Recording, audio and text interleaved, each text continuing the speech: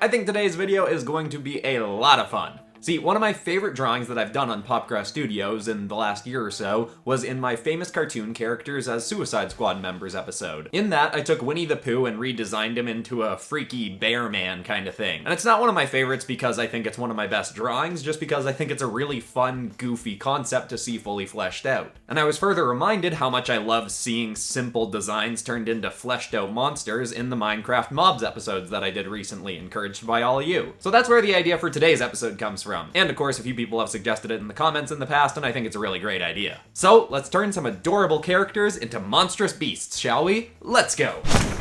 Hit like if you want, subscribe if you feel like, but either way, enjoy the show. Many of the creatures who rule the wilds of my world that I've discussed in the past have been members of a monstrous species. There have been unique individuals such as the Titan of Death, but even he was a member of a similar species to himself that existed long ago, and he was simply the last of his kind.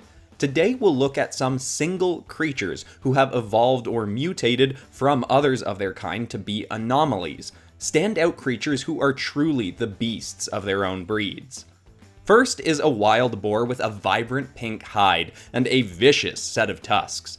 This creature is somewhat ironically referred to by locals as the rampaging piglet. The growth of this creature over the decades has been nothing short of incredible, and luckily, while I was not there to witness its transformation, I was told about it by a local explorer named Christoph Robinson, who resides nearby to the creature's 100-acre home, to document its growth from runt of the litter to forest titan.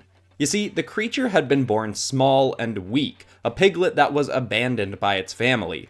Then a bizarre set of circumstances led a golden dire bear to raise the piglet and keep it safe.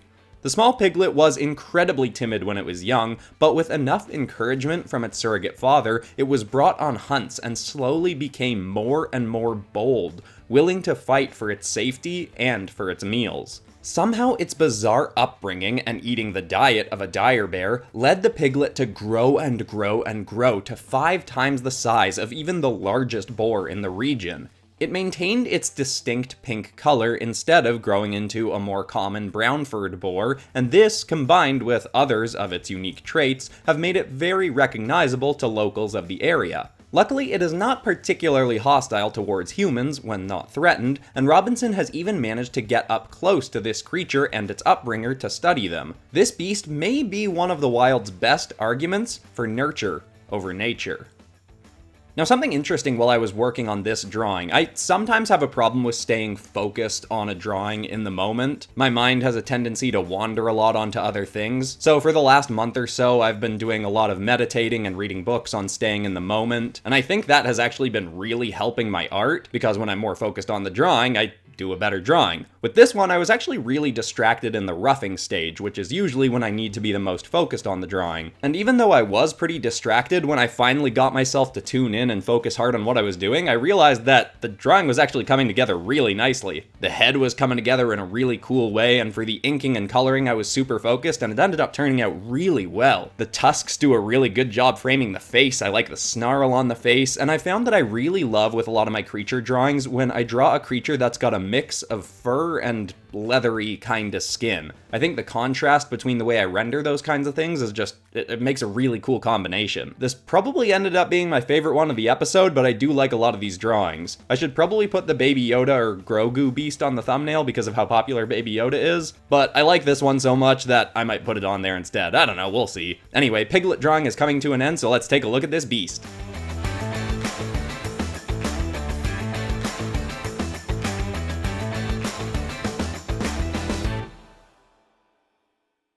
The next creature is another who is an outlier from its siblings, but for a very different reason. The Nemoan razor maw was the sole survivor of a family of clownfish and somehow adapted to dangerous surroundings to become one of the fiercest beasts to scourge the coasts of Australia. We know of its tale, once more, because of a local creature chronicler who was documenting the evolution of the waters where it resided as they became more and more overrun with barracudas, sharks, and much more monstrous creatures. The family of young clownfish were all unusually large for their kind at their age, but not large enough to fend off the attack of a barracuda that found them soon after they were born.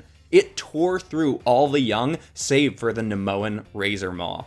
This small fish had sprouted uncharacteristic teeth, and it attacked the barracuda to protect itself. Well, the beast did manage to slay the razor maw's siblings and mother, and did manage to wound one of the young fish's fins. It did retreat after being struck back. The only survivors of this attack were the razor maw and its father, who continued raising the vicious fish even after the child grew to many times its father's size. The razor maw grew and grew and grew, seemingly adapting to all the treacherous predators that were moving into the area, and eventually it reached the size of a great white shark, and instead of being protected by its father, the razor maw was protecting him. They maintained a home in a sea anemone for many years, and the local chronicler continued to observe, fascinated by this anomalous beast. And while the creature has never attacked her, she has recommended to others that if they spot the creature well in the waters nearby, they'd be best advised to not linger in the area, and just keep swimming. Now, I've been itching to do a lot more sea monster kinds of creatures after the first Minecraft Mobs as Fantasy Monsters episode, where I did the Guardian as a sea monster fish beast kind of thing. And actually going back farther than that, this is actually just a good example of how you all as an audience have made me grow and learn what kind of stuff I really like to draw. Because the first time I did an episode where I drew just fish creature kinds of things was in the My Hero Academia characters as fish episode, which I only did because Games Tests Lab commented for like 7 months straight on every video saying do My Hero Academia characters as fish, and I thought that was pretty hilarious, so I ended up doing the video and loving it, and it did pretty well. So the point is, I think I'm gonna do more fish creature, monster, sea beast things on this channel. I considered doing a whole episode of them because Luca just came out, maybe Pixar characters as sea monsters, but I didn't have a lot of good ideas for Pixar characters as sea beasts, so maybe something else. Give me suggestions in the comments. And of course, because My Hero Academia characters as fish kicked off this new love of drawing sea creatures, I may at some point have to finally do Avengers as penguins, or Plants vs. Zombies as D&D monsters, because those are two campaigns that have been kicked off in a similar way to the My Hero Academia characters as fish thing. Anyway, coming down to the end of this drawing, I hope you all like it, again, as much as I do. Here's our Nemo beast.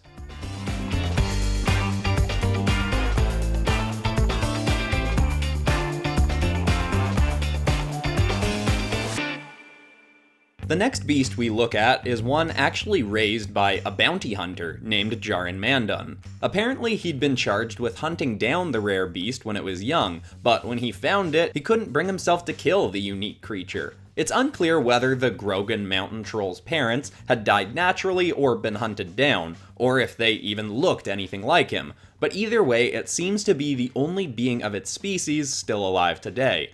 And while it only survived its young age, thanks to Jarin, at full-grown size the beast is now well able to take care of itself.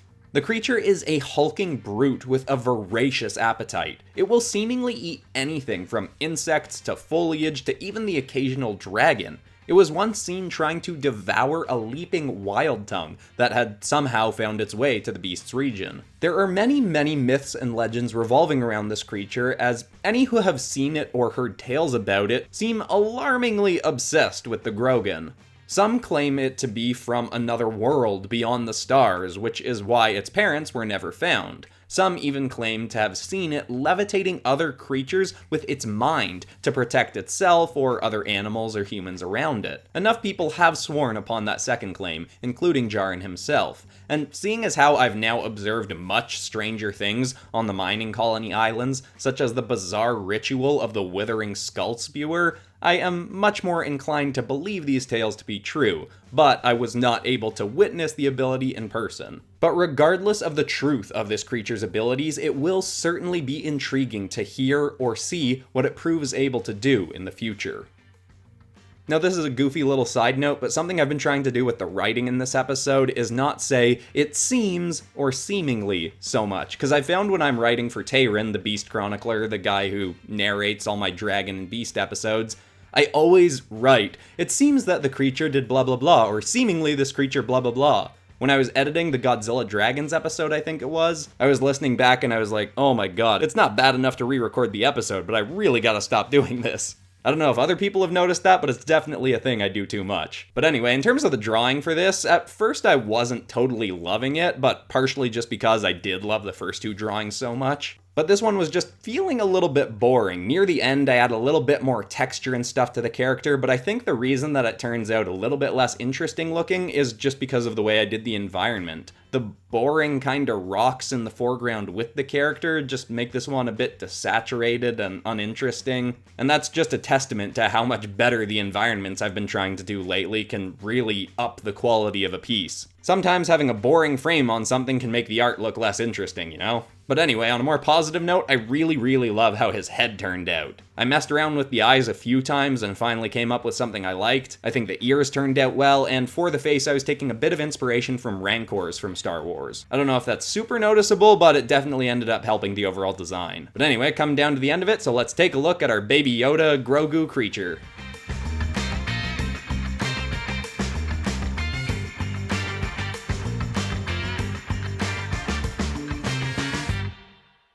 The final beast for today is one of the more unpleasant creatures I've come across, but can actually be quite friendly if approached properly. The garish sea slider is an uncommonly massive snail that has grown to nearly 15 feet tall. It has vibrant blue, slimy skin and a crimson shell.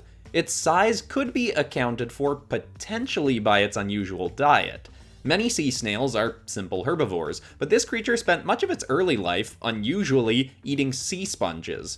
Then, as it grew, it became more carnivorous, eating starfish, small squids, crabs, and a cruel local child once even hurled a squirrel into the ocean to see what the snail would do, and it indeed devoured the unfortunate rodent. Its stomach has proven to be an effective way to get close to this creature. If you swim near it when it's close to the surface and provide it with some kind of food, the creature will feast, then emit what sounds like through the water a purring noise, akin to that of a cat. As many unique creatures often are, this beast has been sought after by many people in the past for various reasons. A local pirate recently captured the creature under the impression that the slime it emits could halt the aging process, a claim that was later proven to be false. But the locals who live near the shores where this creature can be found were outraged by its disappearance and went on an expedition to reclaim the kidnapped creature.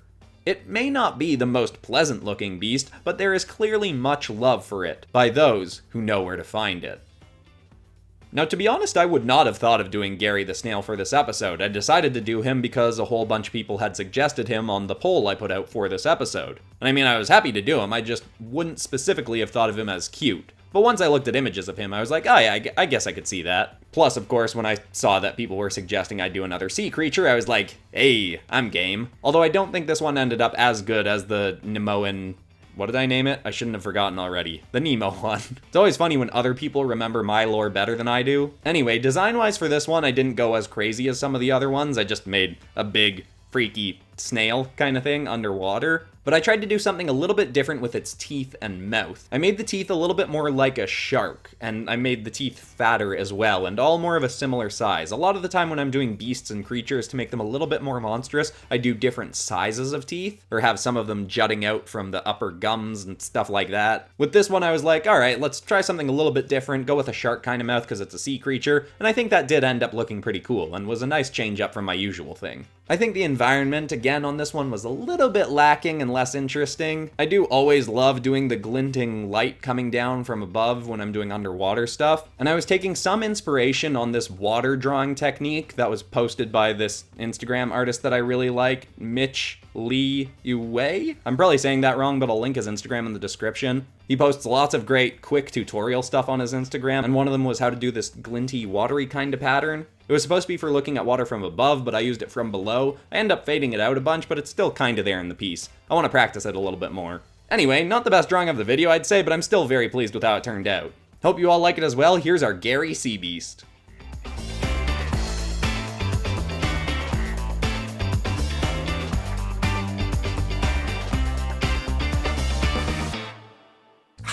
I love a good satisfying monster episode. I really like how this turned out. I have a very good feeling about this episode, so I can pretty much guarantee that I'm gonna do another of these, so give me suggestions in the comments for what other famous cartoons or cute characters you'd like to see turned into monsters next. For this episode, a few people had suggested, and I really like the idea of doing characters like Stitch or Eevee or Pikachu, Kirby. There's no end to the list of cute characters that could work well for this, so give me more suggestions. And of course, if you like this, I've got lots of episodes very similar to this. Last year I did an episode where I took famous cartoon characters and turned them into mythical creatures, which is almost the exact same thing as this episode, I guess. And I did one where I took famous video game characters and made them into beasts. And there's plenty of other videos on this channel along those same lines. But besides that, that's all for today. I'm Christian Pearson. This has been PopCross Studios, home of the nerdiest art videos on YouTube. Thanks so much for watching, everybody, and I will see you all in the next episode on Friday.